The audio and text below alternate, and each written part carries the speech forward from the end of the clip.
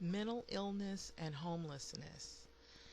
And it's very unfortunate, but this is a subject I believe that has been talked about, but not enough, and it's long overdue.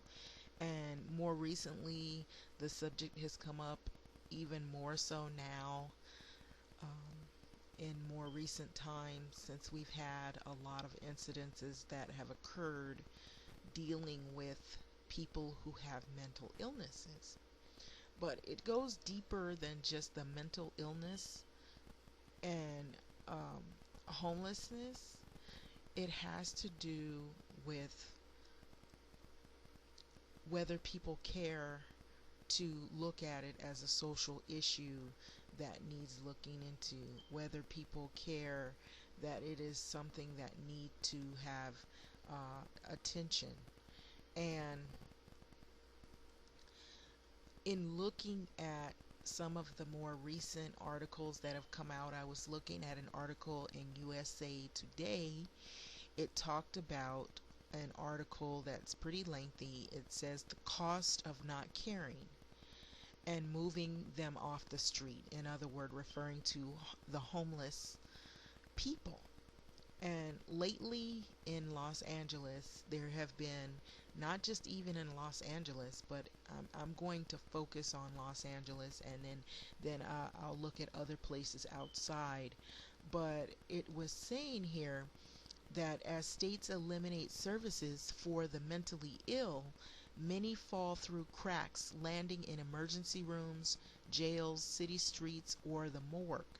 States cut $5 billion from mental health services in 2009 to 2012, along with 10% of psychiatric hospital beds.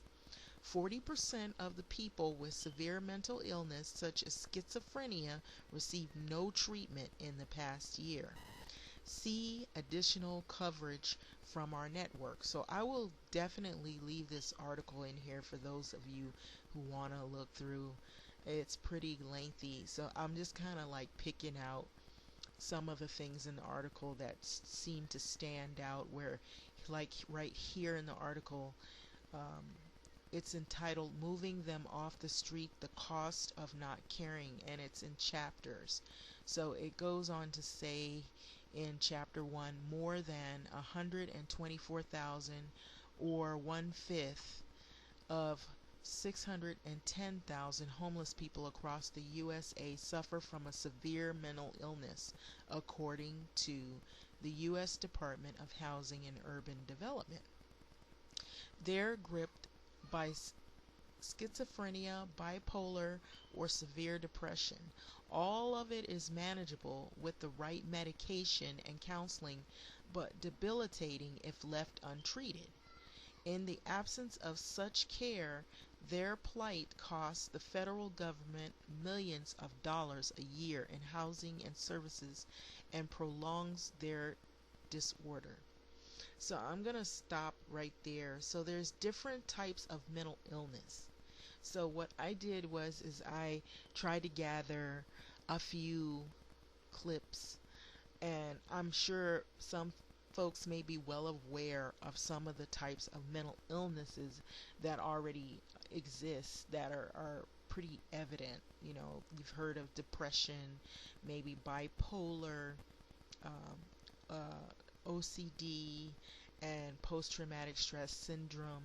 And some of the common ones, the common names that people have heard, maybe terms that are used for children that are going through treatment and have special classrooms that they put children in, because sometimes these illnesses sometimes can start as early on as childhood and go through all through the person will live the rest of their life with these types of illnesses. But there is medication, therapy, and treatments available, but that is the issue that we were looking at here in this article, is the cost of not caring. So a lot of these mental disorders, like mood orders, eating disorders, personality disorders, cognitive and developmental disorders, anxiety disorders, psychotic disorders, substance related disorders, which is substance abuse, that's brought on by substance abuse, physical disorders. So they're all under that umbrella of mental disorders. So um, I'm kind of like gonna like go back and forth here. Um, there was an incident that happened more recently, and so I'm gonna furthermore get into that incident that happened and tie it to what's going on here, looking at specifically the mental disorders. And then I'm gonna ad lib some of my things that I've experienced here as being a Californian and a person that had lives in the city of Los Angeles. So I noticed that I see the populations of homeless people growing in Los Angeles. And I realize it's not all just people who have given up on life entirely because they lost their job. You know, those are like the classic, what we would think, well, oh, the person lost their job, maybe they were a big gambler, they lost all their money, they ended up on the street. That's some people's situation. Sometimes it happens in, it doesn't all happen at once. It there is a population of people who have these types of mental disorders. So you have anxiety disorder. There are disorders that are real, and people have fears, and it prevents a person from enjoying life. 40 million Americans have it each year. Phobias, OCD, post-traumatic stress syndrome, general anxiety disorder, panic attacks, panic disorders. So you can find people just generally with these types of disorders that you wouldn't.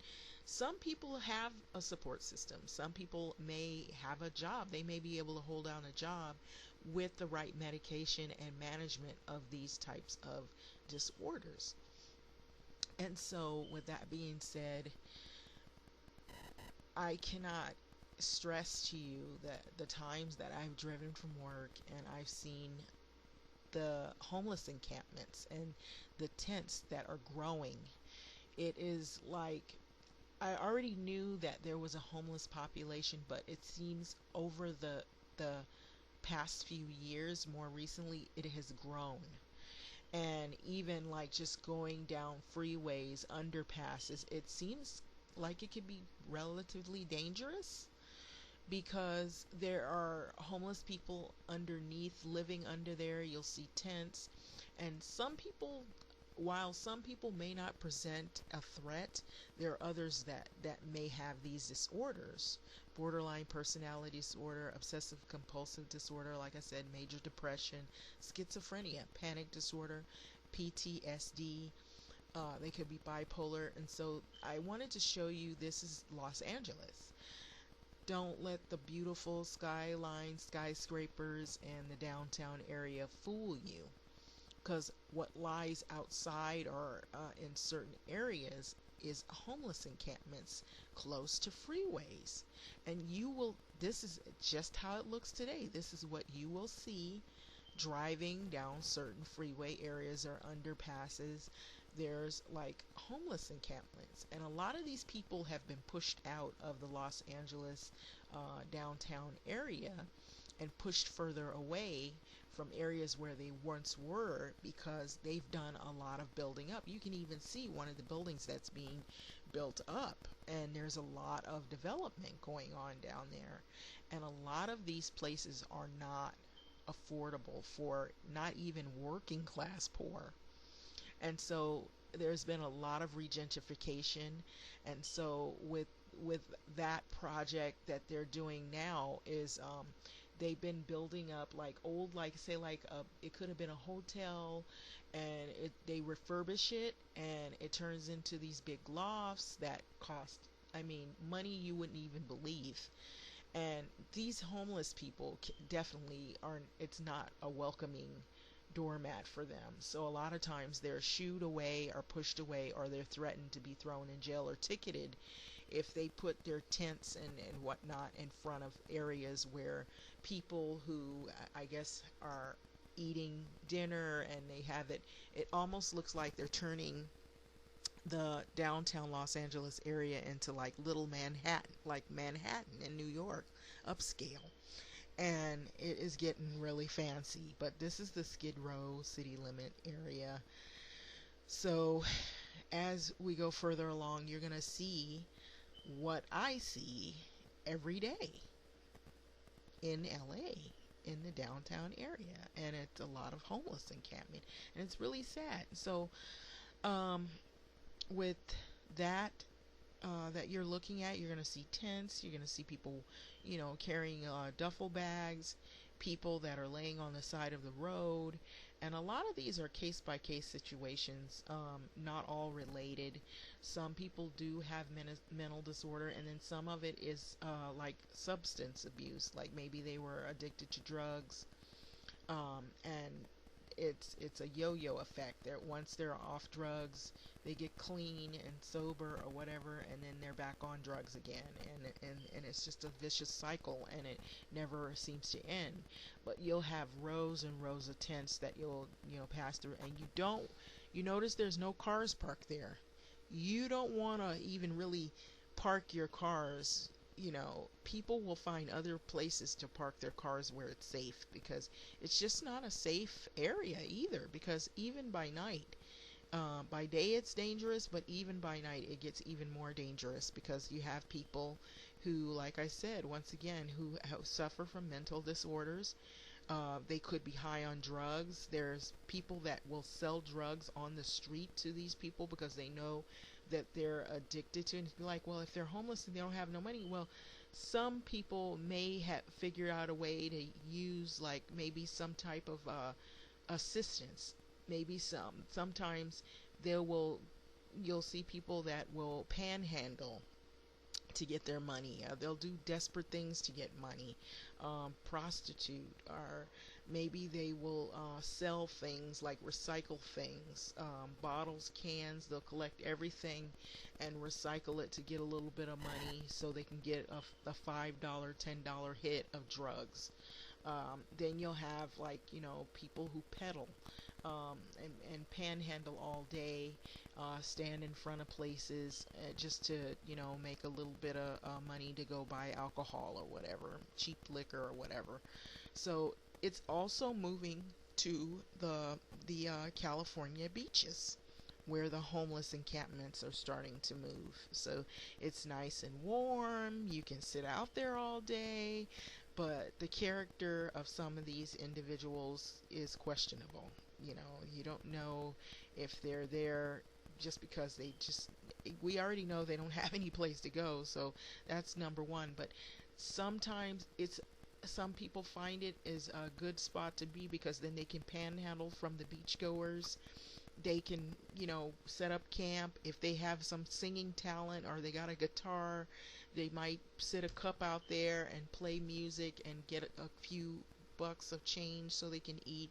Some people have sense enough to do that, of course, and then while others they're just kind of out there because it's a warmer environment. It might be a little less dangerous than being in the downtown area. So, not to say that it isn't dangerous, because you're out on the street with no protection, and if you don't know anybody and you're on your own, it's everything is always a risk. But that is what I just wanted to show you. That is what happened. So I heard a video where a woman was talking about cluster B. I always remember her saying cluster B, that there are certain men that exhibit those antisocial and borderline narcissists. They have the dramatic and these attitudes where they have like cluster B. Then you have cluster A. You have schizophrenia, schizoid, paranoid, schizophrenical, and then there's cluster C also, avoidant. I believe it says dependent, or the word's so tiny, obsessive compulsive disorder, OCD. Okay, so that's under cluster C. So maybe there's a bigger blown up version, but remember, it's cluster A, cluster B, and cluster C. So there's types of personality disorders. So that's just generally people with these types, and anybody could have that. You don't necessarily have to be somebody of homeless. Yeah, are living in a homeless encampment. You could be somebody that's educated, that has a good job, but you happen to have these character traits. This right here is Los Angeles, and this is what you'll also see in some of the downtown area, where you'll see people with panhandling. They've got baskets, all their life is in their baskets, and it's sad to see. Some people have like physical disabilities, and maybe they've lost their homes. Now, I want to make mention to you that some of these people were in public housing. They might have, or maybe they didn't qualify, or they lost their housing, or something happened where they had mental disorders and they didn't get medication. And it could have been a lot of things that fell apart, sort of like a domino effect. So this is how it looks at night. And notice once again, you will not see cars, you won't see trucks, you won't see anybody parking along there. I don't care how many meters they put there. That meter will be there and it will be empty, because it is dangerous. There is no way that you are going to park there and feel safe parking your vehicle or anything there. So now, the violence in people with mental illness. You will have violence, and that's why I'm going into this, where people who don't have manageable, that don't have their personality disorders and their whatever their mental illness at bay through therapy and management, and they are the ones that you would consider the ones that people just kind of leave uncared for. They just whatever, they give them a slap on the wrist and tell them, okay, you were in this facility, we can't house you anymore, do you have somebody you could stay with?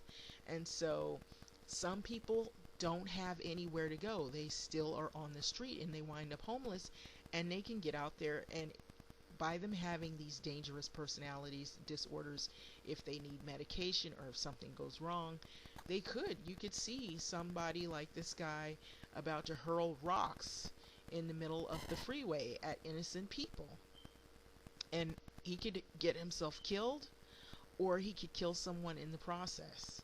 And these are the things that occur with people with mental illnesses. So now I'm going to go into this unfortunate incident that happened more recently, and then I'm going to talk about this. Okay. This incident with a grandmother, the latest, Nicole Darrington-Clark, 43 years of age. She was a fugitive, but it says that she had been apprehended, of course. So I was reading the whole article, and I'm not going to go into all of it, but I will read a portion of it. Here it says a 43-year-old Southern California woman once was found guilty by reason of insanity to attempted to murder her own children, is now suspected of a stabbing of her daughter and her two granddaughters. So the Colton police was looking for her. Her name is Nicole Darrington-Clark, and you're about to see a photo of her. She had an incident previous to that, and that's what brought to my attention that this is crazy, because this goes right back to the thing that I was talking about with all the mental illness that has gone on. Here you have this woman. She's 43 years old, and it says here that 43-year-old Southern California woman once was found not guilty by a reason of insanity to an attempted murder of her own children, is now suspected of a stabbing of her granddaughter and two granddaughters, that is, of her daughter and two granddaughters. It says the Colton police are looking for her. Okay, it kept repeating that over and over. It says after the attack, Darrington-Clark fled the apartment, and she shared with the two victims. Okay, so it says in 2005 she pleaded guilty to a stabbing of her 14-year-old son and throwing her 10-year-old daughter out from a moving minivan. Neither child was seriously injured, but a judge found Darrington-Clark not guilty by the reason of insanity and sent her to a mental hospital. And the friend says that she was released just a few years ago. Okay? So that's at the end towards the article. So I'll leave that title of the article in this video. So I'm gonna jump back. You saw the photo of her, and I'm sure you heard about the incident. It happened just recently. So mental illness is a serious thing. So I also was looking at where it talked about nearly 1.3 million Californians currently receive supplemental security income and the state supplemental payment. More than 70% are disabled and unable to work, and often due to serious mental illness. In 2007, SSP grant was cut to the federal minimum, and the cost of living adjustment was suspended and subsequently repealed. Those drove the 1 million Californians who rely on this program into poverty. Today, the total maximum SSI and SSP payment for an individual in California is $889 a month, less than 91% of the federal poverty level. Without further assistance, our family members living with mental illness who depend upon this grant live on the edge of homelessness and hunger. California is projecting a significant surplus in 2016 and 17 budget and has the opportunity to reinvest in social programs, including the state supplemental payment program and other supports for individuals living with serious mental illnesses. The governor has proposed a modest cost of living increase of $17 per month for individuals, which would bring recipients to 91% of the federal poverty level, with just 92%. So there's this program called NAMIA, and it's the National Alliance for Mental Illness in California, is urging the legislature and the governor to bring SSI payments, SSP payments recipients out of poverty by restoring the grant amount to 100% of the federal poverty level and reinstating the cost of living adjustment. So it's not only the working poor that is struggling, it is the mentally poor that is also struggling. So you see the clips, you see some of the reasons. There's drugs, and with that I also put in there HIV and AIDS is also in the homeless population as well, because you have some of these people who have mental disorders and substance abuse disorders who take drugs, and they do it intravenously with needles, and you can contract AIDS, or in other words HIV, from use of dirty needles. So you see, this is the sites this is what you see every day in the downtown area and in these populations. Mental illness, and in these areas you clearly can tell this is not safe. It's very dangerous. It's very risky, and for anybody. So this is what we're being faced with, and so I wouldn't be surprised in the times that we're living in, at what's been going on, that we won't see a lot more of this and a lot more homeless people. And what is sad is now that I'm hearing these crazy people online making these horrible videos about women who are on Section 8 with children being kicked off of their programs.